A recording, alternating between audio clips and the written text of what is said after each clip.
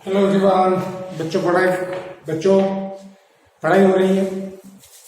मैं हर बार हर रिकॉर्डिंग से पहले हर वीडियो लेक्चर से पहले ये पूछता हूँ आपसे पढ़ाई हो रही है। तो इसका आंसर आप कमेंट्स में दे सकते हैं जब आप वीडियो लेक्चर देख लेंगे आपका। ठीक है, तो उसके बाद आप कमेंट्स में लिख सकते हैं पढ़ाई हो रही है नहीं हो रही है। चलिए वापस आते हम क्या पढ़ रहे थे। हम पढ़ रहे हैं चैप्टर सॉल्यूशंस। और सॉल्यूशंस में हमने क्या पढ़ लिया? हमने पढ़ लिया अप टू एजियोट्रॉपिक मिक्सचर्स। कहाँ तक पढ़ लिया? कहाँ तक पढ़ लिया? We have studied up to azeotropic mixtures, right. अब now we are starting the second phase of the chapter. आज हम चैप्टर का सेकंड फेज स्टार्ट करने वाले हैं। एंड ये है कॉलिगेटिव प्रॉपर्टीज। बहुत इंपॉर्टेंट चीज है सॉल्यूशन चैप्टर में, सीपी द कॉलिगेटिव प्रॉपर्टी। ठीक, नाउ बिफोर वी स्टार्ट चलो कुछ बातें बता दूं। ज्यादातर जो कॉम्पिटेटिव एग्जाम में या बोर्ड्स में क्वेश्चंस आते हैं, सॉल्यूशन है, फिजिकल का चैप्टर है, न्यूमेरिकल तो आएंगे। तो ज्यादातर जो न्यूमेरिकल्स आते हैं बच्चों वो सीपी से आते हैं। CP that means the colligative properties, right. और सीधे शुरुआत करते हैं, सीपी से ही शुरू करते हैं ना। पहली बात आती है व्हाट इज सीपी, क्या होती है कॉलिगेटिव प्रॉपर्टी। तो अगर हम बुक की डेफिनेशन पे जाएं तो colligative properties are those properties which depends upon the, जो किस पे डिपेंड करती है? नंबर ऑफ सॉलिड पार्टिकल्स पे, और उनके नेचर पे डिपेंड नहीं करती है। ऐसी डेफिनेशन आपको पढ़ने को मिलेगी, जब आप पढ़ेंगे तो ये पढ़ने को मिलेगा कि CPs the colligative properties they are the properties which depends upon the number of solid particles, and not upon their nature. Nature पे डिपेंड नहीं करती, नंबर पे डिपेंड करती है। Now this word is important, you have to focus on the number. क्या word important है आपके लिए? नंबर। तो आपको किस पे फोकस करना है? नंबर पे। तो कॉलिगेटिव प्रॉपर्टीज किस पे डिपेंड करेगी? नंबर पे। आपको नंबर ही फोकस करना है, ठीक है। अब नंबर ऑफ सॉल्यूट पार्टिकल्स अगर ज्यादा है, क्या बोला? अगर नंबर सॉल्यूट पार्टिकल्स का ज्यादा है तो नंबर ज्यादा तो मोल्स भी ज्यादा, ठीक है। तो मैंने देखो क्या लिखा हुआ है, colligative properties is directly proportional to number of solid particles. इसको ऐसे याद रखना। सर ने क्या रटाया है, मतलब मैंने क्या आपको रटाना है। Colligative properties are directly proportional to number of solid particles. Book में आप जो डेफिनेशन पढ़ते हैं वहां पे लिखा होता है कि कॉलिगेटिव प्रॉपर्टीज, ठीक है, they depends upon the number of moles of solute. मैंने पूछा how, in fact they are directly proportional, मतलब वो नंबर ऑफ सॉलिड पार्टिकल्स के डायरेक्टली प्रोपोर्शनल है। और नंबर ऑफ सॉलिड पार्टिकल ज्यादा तो number of moles of solid particle ज्यादा, और number of moles of solid particle ज्यादा तो मोल फ्रैक्शन सॉलिड पार्टिकल ज्यादा। तो आप ऐसे याद रख सकते हैं कि colligative properties depends upon the number of moles of solid particles, या नंबर ऑफ सॉलिड पार्टिकल्स, या मोल फ्रैक्शन सॉलिड पार्टिकल। इनमें से आप कोई भी याद रख सकते हैं, ठीक है। सिर्फ focus on the number. Nature आपके लिए ज्यादा इंपॉर्टेंट नहीं है, आपके लिए ज्यादा इंपॉर्टेंट है नंबर। तो फोकस ऑन द नंबर, ठीक है। पहली बात, इसको साइड में करते हैं ना। फिर हमने बोला कितनी तरह की कॉलिगेटिव प्रॉपर्टीज होती है, तो हमने बोला 4। जैसे देयर आर 4 कॉलिगेटिव प्रॉपर्टीज। पहला आप पढ़ चुके हैं, Raoult's law for non volatile solute में कौन कौन सी होती है? चलो पहले देख लेते हैं। पहली is relative lowering of vapour pressure, ठीक है, आपने पढ़ लिया है। दूसरा है एलिवेशन इन बॉइलिंग पॉइंट, या पढ़ेंगे आगे आके। तीसरा है depression in freezing point, and the last one is osmotic pressure, right. तो colligative properties depends upon the number of moles of solid particles, या नंबर ऑफ सॉलिड पार्टिकल्स, या mole fraction of solid particles. पहली बात, कितनी colligative properties?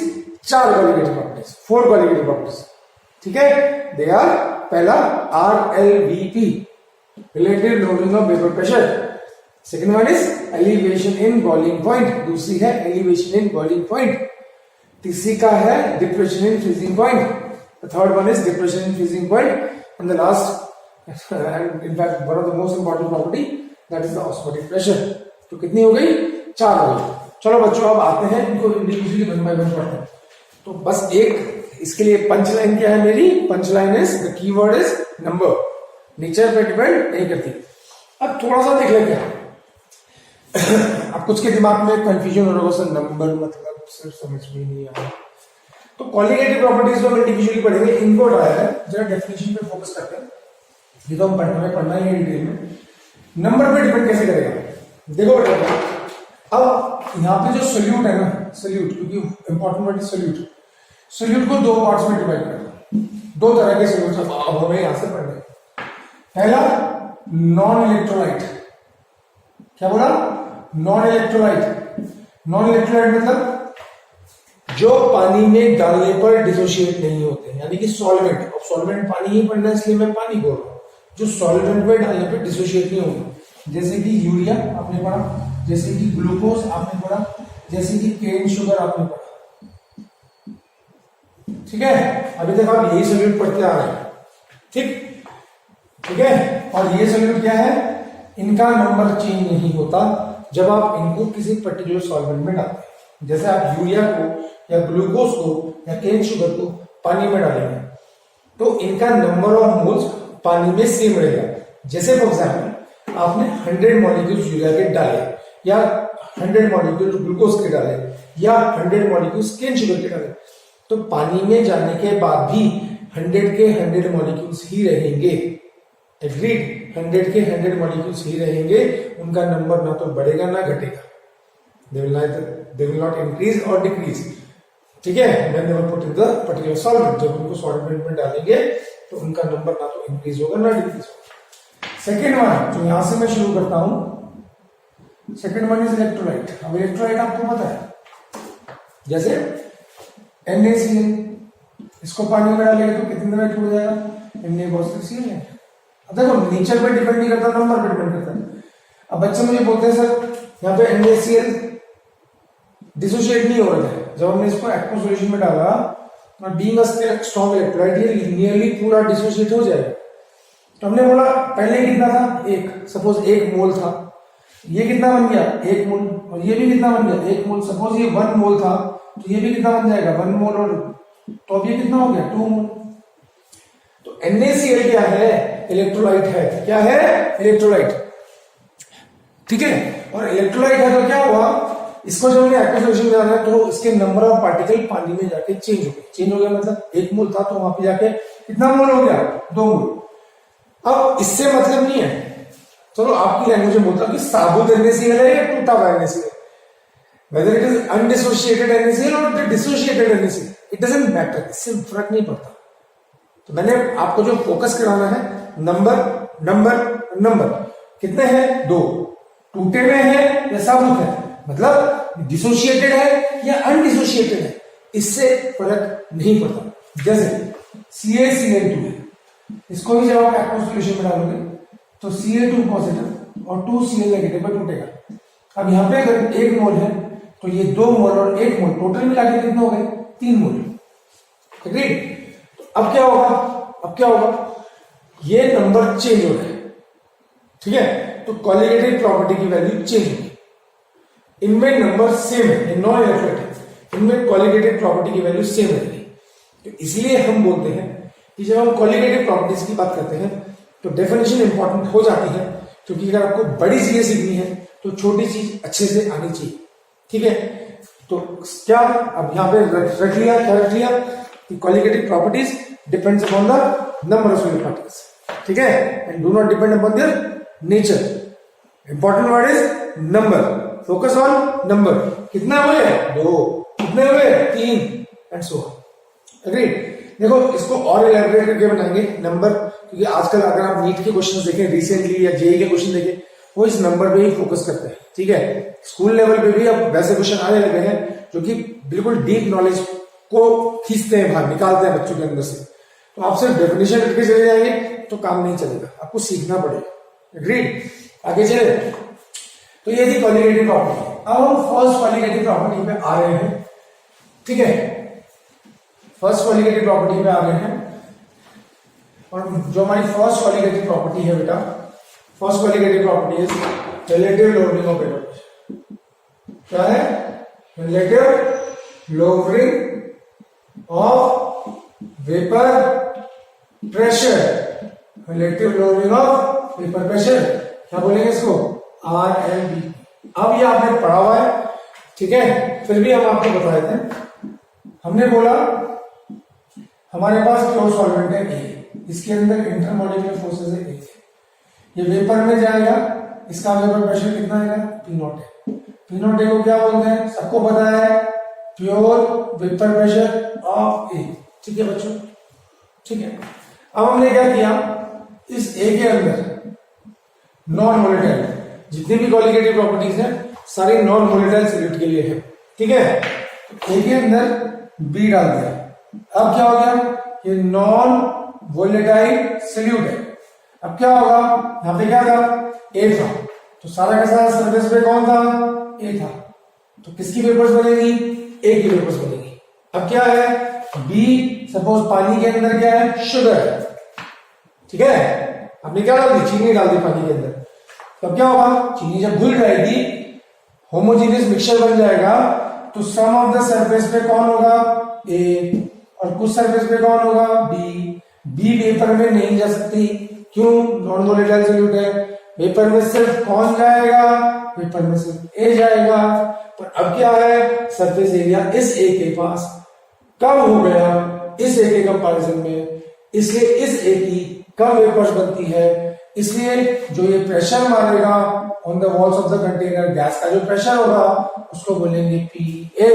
तो P A क्या है, pure partial vapour pressure of A. Partial vapour pressure of A, partial हमेशा solution से निकलता है जब उसके साथ बी भी प्रेजेंट होता है। और अब हमें बी क्या मानना है, non volatile solute. Agreed, non volatile solute. अब यहां तक आ गया। अब RAOULTS, Raoult's law for non volatile solute.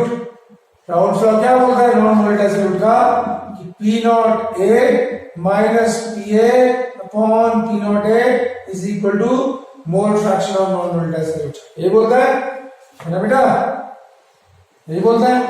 तो ये है हमारा मेन फॉर्मूला। तो relative lowering of vapour pressure is equal to mole fraction of non volatile solute. यहां तक आ गया, ये हमारी पहली कॉलिगेटिव प्रॉपर्टी होगी, इसमें कोई प्रॉब्लम। अब इसको थोड़ा सा खोलना है। क्या खोलना है, देखो यहां तक समझ में आ गया, ये तो आसान है बच्चों, ये तो आपने पढ़ रखा है। अब देखो relative lowering of vapour pressure में आगे चलते हैं, ऊपर एकदम सब ऊपर एकदम। हाँ देखो, पहले मैं इजी रखता हूं, पहली बात, ठीक है, relative lowering of vapour pressure. अब क्या हमारे पास मेन इक्वेशन क्या है, P naught A minus P A upon P naught A is equal to क्या, एक्स बी। अब देखो बच्चों क्या, ये आपको पता है ना, इतना तो आपको पता है। अब देखो बच्चों क्या, हमें जो कॉलिगेटिव प्रॉपर्टी पढ़नी है वो डायल्यूट सॉल्यूशन के लिए पढ़नी है। इसके लिए पढ़नी है डायल्यूट। ठीक है, मैं आपको दोनों तरीके से सिखाऊंगा, चलो दोनों तरीके से सीखेंगे। इसको हम क्या लिख सकते हैं, NB over NA plus NB. NA किसके मोल्स होते हैं, एनए किसके मोल्स होते हैं, एनए मोल्स होते हैं सॉल्वेंट के। एनबी किसके मोल्स होते हैं, सॉल्यूट के। ठीक है, in case of a dilute solution, हमने बोला डायल्यूट सॉल्यूशन के केस में, डायल्यूट सॉल्यूशन में क्या होगा, सॉल्यूट बहुत कम होगा। क्या होता है डायल्यूट सॉल्यूशन, जैसे थोड़ी सी चीनी बीकर भर के या जार भर के पानी में डालते हैं, या थोड़ा सा कॉमन सॉल्ट हमने बीकर में, बहुत सारे बीकर में डाल दिया, तो सॉल्यूशन को हम बोलेंगे एक्सट्रीमली डायल्यूट। अब क्योंकि चीनी बहुत कम डाली, नमक बहुत कम डाला, इसका मतलब नंबर ऑफ मोल्स ऑफ चीनी या नंबर ऑफ मोल्स ऑफ नमक, यानी कि number of moles of solute number of moles of solvent के कंपैरिजन में बहुत कम है। ठीक है, तो डायल्यूट सॉल्यूशन में क्या होगा, और बच्चे बोलते हैं सर कितना परसेंट, मतलब बच्चे में से अक्सर इस क्वेश्चन पूछते हैं, सर हम कब किस सॉल्यूशन को डायल्यूट मानेंगे। तो मैंने बोला इसका कोई हार्ड एंड फास्ट रूल नहीं है, पर मैं बोलता हूं कि सॉल्यूट अगर 5% से कम होगा तो डायल्यूट। क्या बोला, सॉल्यूट अगर 5% से कम होगा तो डायल्यूट, 5% से ज्यादा होगा तो डायल्यूट मत मानना। ज्यादातर कॉलिगेटिव प्रॉपर्टीज हम डायल्यूट सॉल्यूशन के लिए पढ़ते हैं, इसलिए हम ये मॉडिफिकेशन कर सकते हैं। ऊपर एक number of moles of solute are very very less as compare to number of moles of solvent. Solute के जो नंबर ऑफ मोल्स होंगे वो सॉल्वेंट के कंपैरिजन में बहुत कम होंगे। तो therefore number of moles of solute plus number of moles of solvent is nearly equal to number of moles of solvent. बच्चे बोलते हैं सर ये समझ में नहीं आया। मैंने बोला सपोज एनबी की वैल्यू जो है 0.001 है, ठीक है, और number of moles of solvent जो है वो 1 मोल है, तो Na प्लस Nb कितना हुआ, Na प्लस Nb 1.001।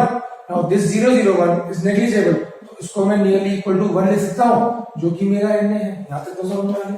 तो Na plus Nb is nearly equal to Na। तो देयरफॉर मेरे पास क्या आ जाएगा, P naught A minus P A upon P naught A is equal to Nb over Na। ठीक है बच्चों, अब यहां से आप दो चीजें निकाल सकते हैं। ठीक है, क्या दो चीजें निकाल सकते हैं, पहले हम निकाल लेते हैं फिर हम बात करेंगे आपसे। ठीक है, अब आएगा ध्यान से देखिए बच्चों। हाँ, इसको मैं दो पार्ट्स में डिवाइड कर रहा हूं। पहला, to calculate molar mass of solute. क्या बोला, to calculate molar mass of solute. ठीक है, इसको बोलोगे तो P naught A minus P A upon P naught A is equal to NB over N A. NB को क्या लिखेंगे, W B over N B, और एन को क्या लिखेंगे, डब्ल्यू ए नीचे आएगा एम ए ऊपर आएगा। एग्रीड। एमबी क्या होता है, एमबी होता है मोलर मास ऑफ सॉल्यूट। समझ में आया ना। एनबी को क्या लिखा, W B over M B. NB को क्या लिखा, W A over M A. M A ऊपर चला जाएगा, राइट। यहां से आप एमबी निकाल सकते हैं, molar mass of solute W B upon P naught A minus P A upon P naught A into M A over W. ठीक है, ओवर क्या, डब्ल्यू ए। ये हो गया आपका मोलर मास ऑफ सॉल्यूट। ठीक है बच्चों, ये हो गया। अब दूसरा है, ए पार्ट था, बी पार्ट मान लेते हैं, टू कैलकुलेट मोलारिटी।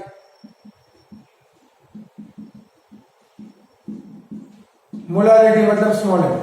ठीक है, सब डायरेक्ट फिनिशिंग है। ये मेरी क्वेश्चन नंबर फर्स्ट है, इसको मान लेता हूं सेकंड, इसको मान लेते हैं थर्ड। ठीक है बच्चों, यहां तक आ गया। अब वो पढ़ेगा, सब पढ़ेगा। इसको बोलोगे P naught A minus P A upon P naught A is equal to, दोबारा बोलो, W B over M B into M A over W A. ठीक है, अब मैं क्या करूं, न्यूमरेटर और डिनोमिनेटर को 1000 से मल्टीप्लाई कर सकता हूं भाई। P naught A minus P A upon P naught A is equal to क्या, W B over M B into 1000 over W A into M A over 1000। क्या किया मैंने, क्या किया मैंने, बोलो बच्चों क्या किया मैंने, ऊपर और नीचे न्यूमरेटर और डिनोमिनेटर 1000 से कैंसिल हो जाएगा। नो व्हाट इज दिस, क्या ये, इसको बोलते हैं मोलारिटी। फॉर्मूला याद है मोलारिटी का, W B over M B into 1000 over W A. तो इसकी जगह मैं मोलारिटी रखूंगा तो मेरे पास क्या आ जाएगा, मेरे पास आ जाएगा P naught A minus P A upon P naught A. इसकी जगह क्या, molarity small M into M A over 1000। ये आपका बन गया क्वेश्चन नंबर 4। समझ में आया, बोलो हाँ या ना। ठीक है बच्चों, हाँ या ना। ये हो गया आरएलवीपी का बेसिक पार्ट, मतलब हमने कैलकुलेट करना सीख लिया, how to calculate the molar mass of solute, how to calculate the molarity. जल्दी बोलिए, यहां तक आ गया, हाँ या ना। बेटा देखो, पहली क्वालिटेटिव प्रॉपर्टी हमने पढ़ रखी है, इसमें ज्यादा टाइम वेस्ट करने को फायदा नहीं। ठीक है, यहां तक कोई प्रॉब्लम, तो आगे चले। Now will move on to the numericals. हम किस पे आएंगे, हम न्यूमेरिकल्स करेंगे, किसके किसके न्यूमेरिकल्स, आरएलवीपी के। ठीक है बेटा, न्यूमेरिकल्स इंपॉर्टेंट है बेटा। चलिए will move on to the first numerical. पहले एनसीईआरटी का लेते हैं। ठीक है, पहले क्वेश्चन एनसीईआरटी का लेते हैं, क्वेश्चन एनसीईआरटी के अनसॉल्व करेंगे बेटा। चलो बच्चों वापस आते हैं। ठीक है, एनसीईआरटी का 2.15 अनसॉल्व क्वेश्चन है आरएलवीपी के ऊपर। ठीक है, अब इसको सॉल्व करते हैं। ठीक है, एंड एक्वस सॉल्यूशन ऑफ 2%। अब देखो 2% क्या होता है, 2% आपको देख रखा है, तो आप इसको मानेंगे डब्ल्यू ओवर डब्ल्यू। जब गिवन ना हो तो 2% डब्ल्यू ओवर डब्ल्यू मानेंगे, ये याद है। Exerts a partial pressure of 1.004 bar. Aqueous solution का पार्शियल प्रेशर है, क्या बोला, एक्वस सॉल्यूशन का पार्शियल प्रेशर। अब देखो क्या है, मेरे पास एक सॉल्यूशन है, उसमें सपोज 100 ग्राम सॉल्यूशन है। पहले फीलिंग समझना, 100 ग्राम सॉल्यूशन। ठीक है, क्योंकि हमें दे रखा 2% W। अब मैंने आपको सिखाया था ऊपर वाला W किसके लिए होता है, सॉल्यूट के लिए, और नीचे वाला W किसके लिए होता है, सॉल्यूशन के लिए। और मैंने आपको ये भी सिखाया था कि लेट हमेशा नीचे वाले को मानेंगे। वेट ऑफ सॉल्यूशन कितना, अगर हम 100 ग्राम मान लेते हैं, क्या मान लेते हैं, 100 ग्राम, तो उसमें जो वेट ऑफ सॉल्यूट है, वेट ऑफ सॉल्यूट, सॉल्यूट को क्या लिखते हैं, B, तो वो होगा 2 ग्राम। और वेट ऑफ सॉल्वेंट क्या हो जाएगा, 100 माइनस 2 ग्राम, दैट इज 98 ग्राम। यहां तक तो कोई प्रॉब्लम नहीं, यहां तो कोई प्रॉब्लम नहीं है। तो उसने मुझे क्या बोला कि भैया अगर 100 ग्राम सॉल्यूशन है तो उसमें 2 ग्राम B है, B मतलब नॉन वोलेटाइल सॉल्यूट है। और इस अब ये क्या है, B क्या है, नॉन वोलेटाइल, क्या है, नॉन वोलेटाइल। तो वेपर में कौन जाएगा, वेपर में कौन जाएगा, वेपर में तो सिर्फ ए जाएगा ना।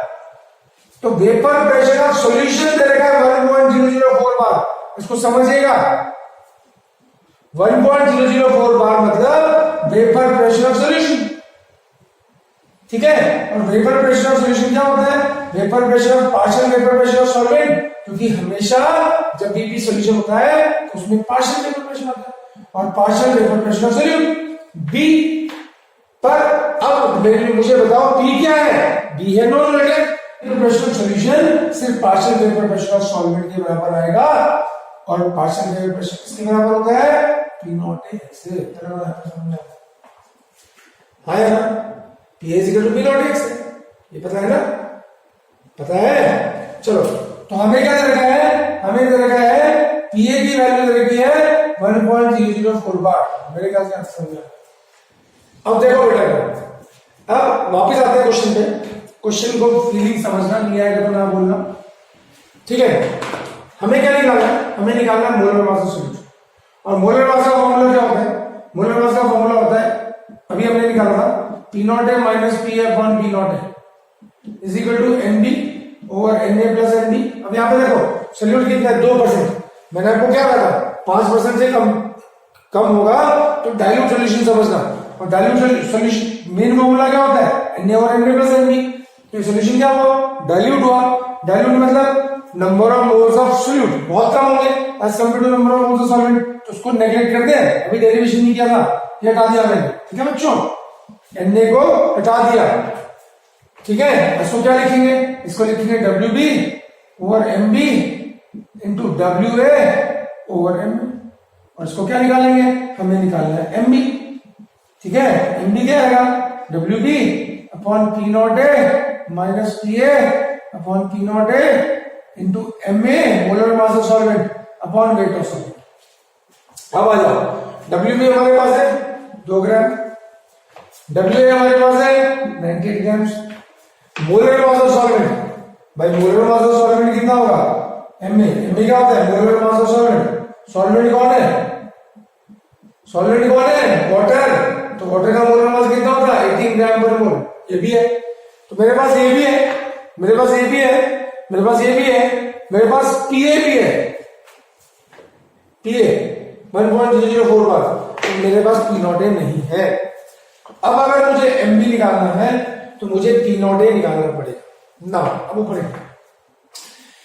ये वर्ड इंपॉर्टेंट है, at the boiling point of solvent. अब आपको थोड़ा सा बॉइलिंग पॉइंट समझना पड़ेगा। क्या समझना पड़ेगा, boiling point, at the boiling. चालाकी करी उसने, at the boiling point of the solvent, ठीक है ना। व्हाट इज बॉइलिंग पॉइंट, अब यहां पे मैं क्वेश्चन कर रहा हूं, व्हाट इज बॉइलिंग पॉइंट। तो देखो बेटा, अगली कॉलिगेटिव प्रॉपर्टी हमारे पास क्या है, अगली कॉलिगेटिव प्रॉपर्टी हमारे पास एलिवेशन बॉइलिंग पॉइंट है, तो वहां पे इसको डिटेल में पढ़ेंगे। अभी बॉइलिंग पॉइंट को जब मैं डिफाइन करता हूं, ये वो टेम्परेचर होता है, temperature at which vapour pressure of solution, ठीक है। अगर हम सॉल्यूशन का बॉइलिंग पॉइंट निकाल रहे हैं, या वेपर प्रेशर किसका, vapour pressure of a liquid is equal to atmospheric pressure,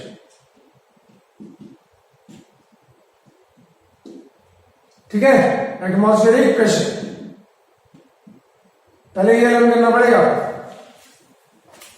ठीक है। क्या होता है बॉइलिंग पॉइंट, वो टेम्परेचर जिसमें वेपर प्रेशर किसी भी लिक्विड का एटमॉस्फेरिक प्रेशर के बराबर होगा।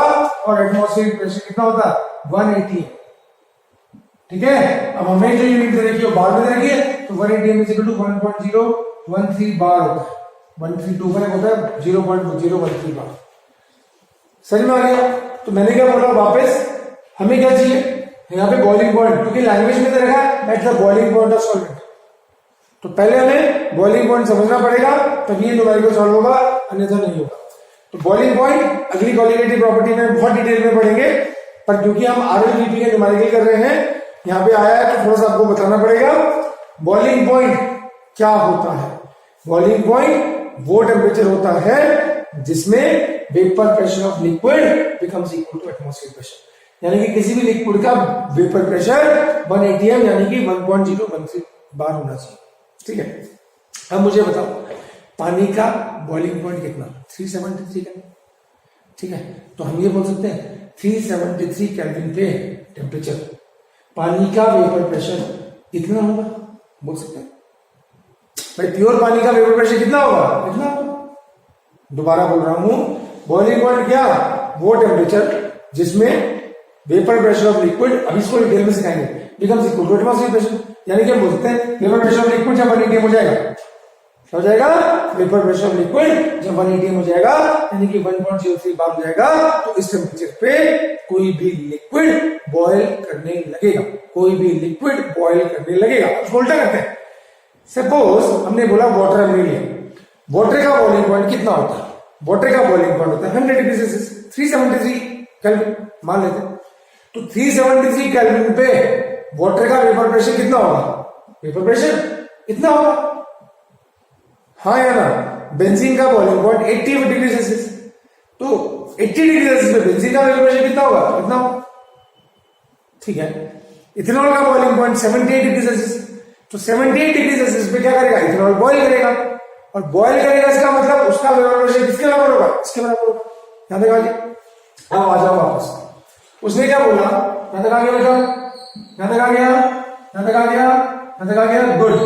चलिए अब उसने क्या बोला कि at the boiling point of solvent solution का वेपर प्रेशर, यानी कि यहां पे गिवन क्या है, गिवन क्या है, गिवन क्या है, at the boiling point of solvent temperature given है 373 केल्विन, सॉल्वेंट कौन है, एक्वस, एक्वस मतलब पानी, तो at the boiling point of solvent यानी कि पानी के बॉइलिंग पॉइंट पे तो टेम्परेचर कितना हुआ, 373 केल्विन। ठीक है, बॉइलिंग पॉइंट ऑफ पानी, बॉइलिंग पॉइंट ऑफ सॉल्वेंट, तो वहां पे प्रेशर कितना होगा, पी नॉट है कितना होगा भाई 373 केल्विन पे, ये क्या है, पी है, 373 केल्विन पे पानी का वेपर प्रेशर कितना होगा, प्योर पानी का होता है 1 एटमॉस्फेयर, 1 एटमॉस्फेयर मतलब या तो डेटा बार में है तो 1.013 बार।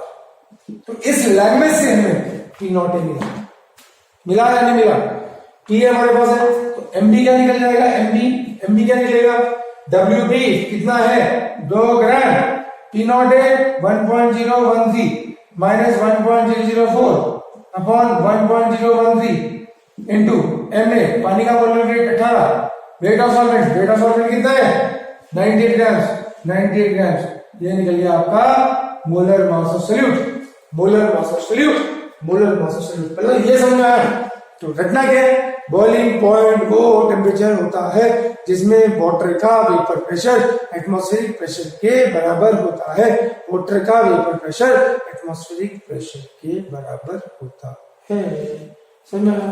तो ये पहला न्यूमेरिकल, इसमें कोई प्रॉब्लम, जल्दी बोले बच्चों, इसमें कोई प्रॉब्लम, तो पहला न्यूमेरिकल हो गया बच्चों। ये सेकंड हमने फर्स्ट न्यूमेरिकल कर लिया, एनसीईआरटी कर रहे हैं पहले, ऐसा नहीं कि सिर्फ एनसीईआरटी करेंगे, आगे और जेई में, नीट में, ठीक है, जितने न्यूमेरिकल्स आए हैं आईएससी में, सीबीएसई में, सारे न्यूमेरिकल्स करेंगे। पर फर्स्ट कोई भी किसी भी कंपटीशन में जाओगे तो पहले तो एनसीईआरटी करनी पड़ेगी, तो एनसीईआरटी के न्यूमेरिकल पहले कर लेते हैं। ये 2.16 न्यूमेरिकल है, ठीक है, वेपर प्रेशर का बोल सकते हैं। अब देखो heptane and octane forms an ideal solution, मैंने क्या कहा आपको ट्रिक बताई थी, अगर आइडियल सॉल्यूशन है तो अब पहचानना कैसे, कई बार ऐसा कंपाउंड आ जाए, सपोज आ गया आइसोब्यूटाइलिन और आपको नहीं पता वो सॉलिड है लिक्विड है क्या है, कोई भी कंपाउंड आ सकता है। तो जब उसने बोला आइडियल, इसका मतलब सॉलिड और लिक्विड दोनों सोल्यूट है। उसने बोला नॉन आइडियल, तो इसका मतलब सोल्यूट, सॉलिड जो है वो सोल्यूट है, ठीक है। आइडियल में सॉलिड और लिक्विड दोनों सोल्यूट है, ठीक है, नॉन आइडियल में सॉलिड हमेशा सॉल्यूट होगा, मतलब सॉल्यूट हमेशा सॉलिड होगा, ठीक है। अब उसने बोला heptane and octane, paper pressure of heptane P not, अब देखो रेस्पेक्टिवली बोल रखा है, इसका मतलब इंडिविजुअल है, इंडिविजुअल अलग अलग है, तो P not of heptane, heptane को मैं ऐसे लिख देता हूं, पी नॉट ऑफ हेप्टेन कितना रहेगा 105.2 केपीए, केपीए मतलब किलो पास्कल, ठीक है। यूनिट से हमारा जो क्वालिटेटिव प्रॉपर्टीज है, यूनिट ज्यादा मैटर नहीं करती, तो किलो पास्कल। और P not of octane, octane कितना रहेगा 46.8 किलो पास्कल, ठीक है, ये दो दे रखे। अब हमें दे रखा है वेट ऑफ हेप्टेन 26 ग्राम, अब इसका मॉलिक्यूलर वेट कितना होगा, हेप्टेन होता है बेटा C7H14, इसका मॉलिक्यूलर वेट आप निकाल सकते हो H16, sorry heptane, hexane heptane, ये 12 से 84 100 आएगा बेटा, 100 ग्राम पर मोल, ठीक है। और weight of octane, octane, octane का मॉलिक्यूलर फॉर्मूला क्या होता है C8H18, इसका वेट रहेगा 35 ग्राम, और मॉलिक्यूलर वेट होता है ऑक्टेन का इसमें 114, ठीक है जी, ये हमें गिवन है, राइट। अब उसने बोला calculate the vapour pressure solution. अब देखो क्या है, क्योंकि वोलेटाइल है तो यहां लगेगा Raoult's law of volatile solution, और राउल्ट्स लॉ ऑफ वोलेटाइल क्या बोलता है कि total vapour pressure solution is equal to partial vapour pressure of components. यहां पे कंपोनेंट्स कौन से हैं, partial vapour pressure of heptane plus partial vapour pressure of octane, समझ में आ गया। और इसको हम क्या लिखते हैं, P not of heptane into mole fraction of heptane plus P not of octane into mole fraction of octane, ये होता है, होता है। अब हमें पहले क्या करना पड़ेगा, मोल फ्रैक्शन निकालना पड़ेगा, तो number of moles of heptane कितने में 26/100, तो ये तो आ गया सिंपल 0.26, ठीक है। Number of moles of octane कितने हो गए 35/114, बोलो कितना आएगा ये 35/114 कितना आएगा 0.315 के आसपास, ठीक है। तो यहाँ पे आप क्या कर सकते हैं, यहाँ पे आप निकाल सकते हैं, यहाँ पे आप निकाल सकते हैं मोल फ्रैक्शन ऑफ हेप्टेन, तो क्या होगा number of moles of heptane upon total moles, number of heptane plus number of moles of octane, तो कितना आ जाएगा number of moles of heptane 0.26, यहाँ पे 0.26 प्लस 0.315, ठीक है जी। तो इसको सॉल्व करेंगे ना, सॉल्व कर लेते हैं, 0.26 अपॉन 0.26 को डिवाइड करना है, तो 5 और 6 7 7 5 0.57 से 0.570 ये गया 6 5 5 5 25 5 4 जा 0.4 7 4 28 गया 8 गया 2 5 4 20 22, तो ये बचा 2 और यहाँ पे गए 5 में से 2 गए 3 2 0 5 6 30 0.46 के आसपास 0.45 के आसपास, तो ये आ गया हमारा 0.45। तो ऐसे ही अब क्या जाएगा, मोल फ्रैक्शन ऑफ ऑक्टेन आ गया, तो मोल फ्रैक्शन ऑफ ये हेप्टेन आया, ऑक्टेन कितना आ जाएगा 1 माइनस 0.45 यानी कि 0.55, ठीक है बच्चों आ गया। तो यहाँ पे मैंने मोल फ्रैक्शन ऑफ ऑक्टेन निकाल लिया, मोल फ्रैक्शन ऑफ हेप्टेन निकाल लिया, और इसको यहाँ पे पुट कर दो, ठीक है ना। क्या जाएगा, तो P vapour pressure solution P not of heptane कितना है 105.2 into mole fraction of heptane कितना निकाला 0.45 प्लस, ठीक है, पी नॉट ऑफ ऑक्टेन कितना है 46.8 into mole fraction of octane कितना है 0.55, दिस इज द आंसर। और यूनिट क्या आएगी इसकी, जो यहाँ पे पी नॉट की यूनिट होगी वही, ये किसमें आएगा केपीए, किलो पास्कल, समझ में आया बच्चों। तो ये सेकेंड न्यूमेरिकल है, ठीक है। अब हम ऐसे इंडिविजुअल न्यूमेरिकल सॉल्व करते रहेंगे। तो ये सेकेंड न्यूमेरिकल है किसका, एनसीईआरटी का, जो वेपर प्रेशर के ऊपर था। Now we move on to the third numerical 2.17, ये एनसीईआरटी का लिख रहा हूं, ठीक है बच्चों। The vapor pressure of H2O is 12.3 kPa at 300 kelvin. ठीक है, कैलकुलेट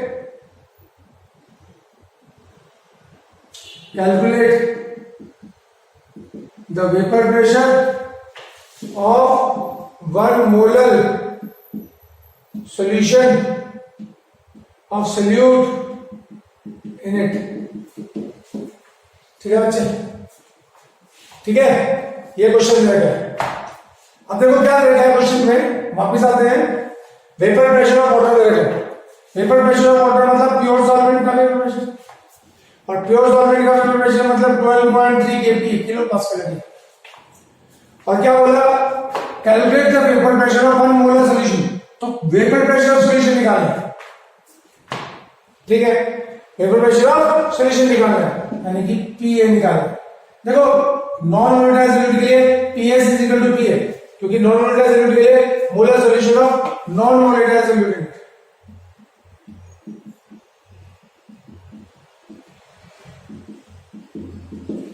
ठीक है, तो अगर वेपर प्रेशर सॉल्यूशन निकालना है और मुझे ये तरह का है, तो vapour pressure solution is equal to partial vapour pressure solution. क्यों, क्योंकि वेपर प्रेशर सॉल्यूशन होता है partial vapour pressure of A partial vapour pressure of B.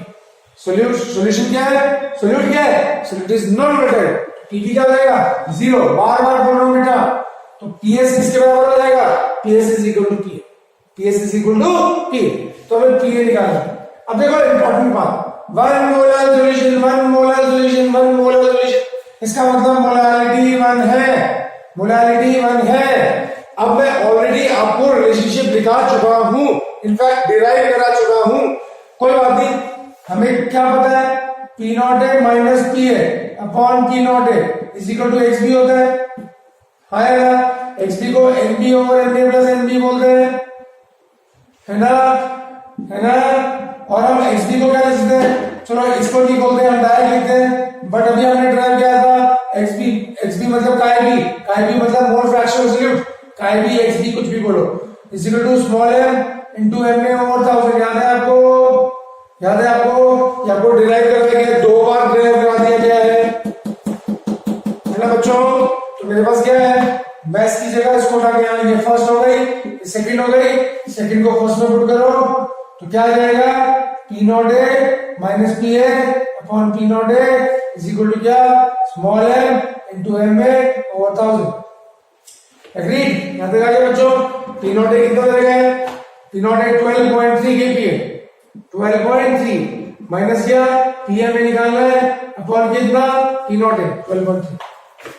Small M कितना लगा है, 1 मोलर, 1 मोलर का मतलब मोलारिटी इज 1 इनटू एम में क्या होता है, मोलर मास ऑफ सॉल्वेंट कितना होता है 18, और क्या लगा है 1000। तो यहां से आप पीए निकाल लोगे, यहां से पीए निकल जाएगा बेटा। आप 100 तो आप करोगे ना, मैं करने का तरीका आपको बताऊंगा। और पीए हमेशा क्या होना चाहिए, पीए हमेशा पी नॉट ए से कम होना चाहिए, और पी नॉट कितना है 12.3। तो आपको आंसर में हमने क्या बोला, पी नॉट पीए जो आएगा वो इससे कम आएगा, जो भी आप पी नॉट ए निकालोगे, पता है ना। तो न्यूमेरिकल को सॉल्व करने में अपना दिमाग भी चलाना है कि यार पीए निकालने के लिए बोला, यार पीए गिवन है तो पी नॉट ए गिवन है, तो पीए हमेशा पी नॉट ए से कम आएगा। तो इसका आंसर जो भी आएगा पीए वो 12 उसकी वैल्यू 12.3 से कम आएगी, बहुत ज्यादा कम नहीं आती। ऐसा ही जैसे 12.15, 12.20, 12.17, बहुत ज्यादा कम नहीं आएगी। तो इतना आएगा आपका आंसर, समझ में आ गया। तो दिस इज न्यूमेरिकल नंबर 3, ठीक है, समझ में आ रहा है ना बेटा। करने हैं ना, सारे करने हैं हमें न्यूमेरिकल। तो लाइन से निपटाते हैं, एक एक चीज निपटाते हैं, ठीक है। Now will move on to the next numerical. Next numerical क्या है मेरे पास, वापस आते हैं। ये है 2.18 और 2.18 क्या हो रहा है, calculate the mass of non volatile solute, ठीक है,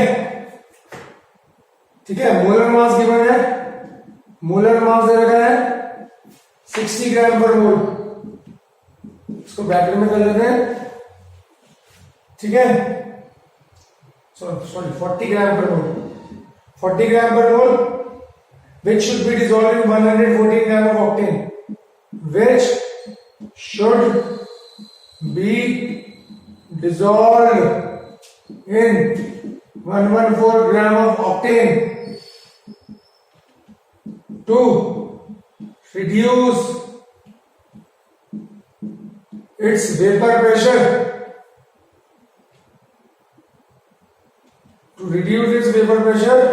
to 80%. देखो बेटा, क्या मैं ना बिल्कुल सिंपल तरीके बताऊंगा आपको करने के लिए। मैं हमेशा बोलता हूं जिस भी चैप्टर का आप न्यूमेरिकल कर रहे हैं, कोई बड़ी बात नहीं है, वो हमेशा आप पहले डेटा लिखिए। Calculate the mass of non volatile solute, mass निकालना है नॉन वोलेटाइल सॉल्यूट। मुझे एमबी दे रखा है 40 ग्राम पर मोल, तो मुझे क्या निकालना है, गिवन वेट। और गिवन वेट में क्या लिखते हैं, डब्ल्यू। और किसका निकालना है, सॉल्यूट का, तो क्या लिखेंगे, बी, ये निकालना है। ठीक है, और क्या है 114 ग्राम ऑक्टेन। ऑक्टेन क्या है, सॉल्वेंट। अब सॉल्यूट का मास निकालना है, तो जो गिवन होगा, तो गिवन मास ऑफ सॉल्वेंट कितना है, 114 ग्राम। और अभी हमने इससे पहले वाले न्यूमेरिकल में मोलर मास ऑफ ऑक्टेन कितना लिखा था, मोलर मास ऑफ ऑक्टेन अभी लिखा था, मोलर मास ऑफ वो भी 114 ग्राम पर मोल होता है। नाउ लास्ट वाली इंपॉर्टेंट लाइन है, बस इसको समझना। To reduce its vapour pressure to 80%। अब इसका मतलब क्या होगा, to reduce its vapour pressure to 80%, to reduce its vapour pressure to 80%।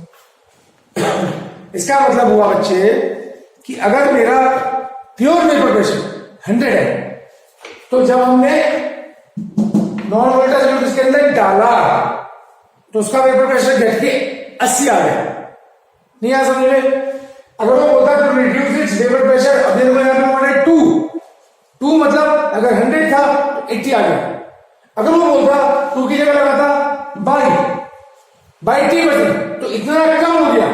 तो अगर P0A मानता, P0A को अगर मैं मानता, यहां पे लिख रहा हूं मैं, P0A को अगर मैं 100 मानता और यहां पे लिखा वेपर प्रेशर बाई, तो फाइनल कितना बचता मेरे पास, कम कितना हो गया, 80% कम हो गया, तो बचा कितना, 20। तो यहां पे कितना लिखा है, 2, तो 2 में बाई में ही आएगा। अगर 2 में क्या आएगा, P0A अगर मेरे पास 100 है, तो PA कितना आएगा, PA आ गया 80।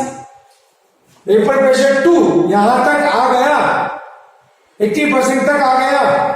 ठीक है, तो लेट मान लेते हैं, लेट P0A अगर 100 है, तो PA कितना आ गया, 80 आ गया।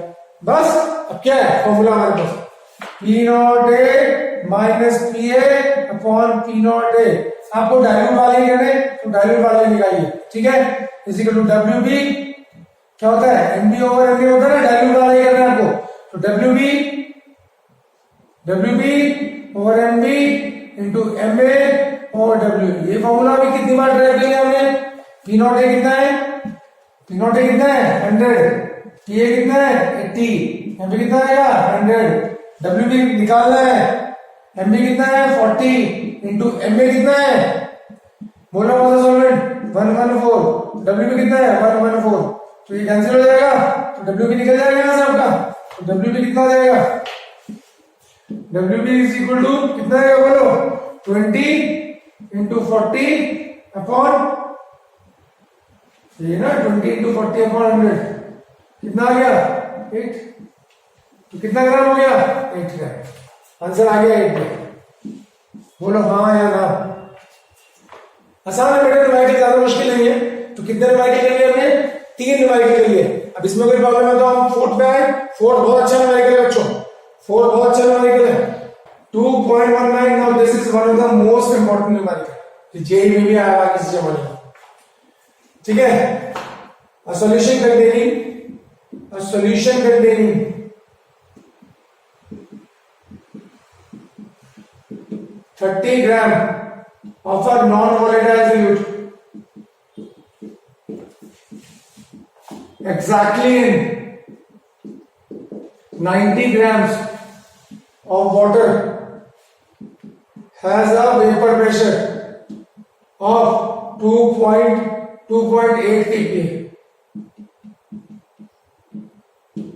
If 18 gram of water is further added,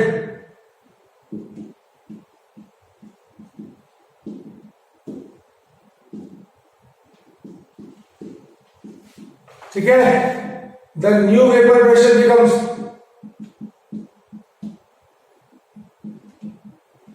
2.9 kPa। ठीक है बच्चे, calculate molar mass of solute and vapour pressure. Calculate, ये पार्ट है molar mass of solute and B part है वेपर प्रेशर ऑफ वाटर। ठीक है, यानी कि वेपर प्रेशर ऑफ वाटर का मतलब क्या, पी नॉट ए निकालना। ठीक है, अब देखो बेटा क्या, ये बहुत प्यारा न्यूमेरिकल है, बहुत अच्छा न्यूमेरिकल है, दोबारा पढ़िए इसको। मैं हमेशा बच्चों को बोलता हूं जब भी आपको न्यूमेरिकल सॉल्व करने हैं तो पहले न्यूमेरिकल को अच्छे से पढ़ो। 90% बच्चे कभी भी न्यूमेरिकल को बहुत अच्छे से नहीं पढ़ते, ये मेरा मानना है। क्या बोला, 90% बच्चे कभी भी न्यूमेरिकल्स को बहुत अच्छे से नहीं पढ़ते हैं, बहुत अच्छे से नहीं पढ़ते हैं। ठीक है, तो हमने बोला solution containing 30 gram of non volatile solute exactly 90 gram water. ठीक है, उसने बोला कि मैंने क्या दिया, वेट ऑफ सॉल्यूट मैंने लिया, ध्यान दीजिएगा 30 ग्राम है और वेट ऑफ सॉल्वेंट 90 ग्राम है ना बेटा। 30 ग्राम नॉन वोलेटाइल सॉल्यूट को 90 ग्राम पानी में डाला, सॉल्वेंट का वेट कितना हो गया, पानी। The has a vapour pressure of 2.8 kPa। तो किसका है, जब हमने सॉल्यूट को डाल दिया उसके बाद ही वेपर प्रेशर आया, नॉन वोलेटाइल सॉल्यूट है, तो ये क्या हुआ, वेपर प्रेशर सॉल्यूशन। और नॉन वोलेटाइल सॉल्यूट के केस में वेपर प्रेशर सॉल्यूशन किसके बराबर आता है, पीए के बराबर। ये कितना हुआ, 2.8 kPa।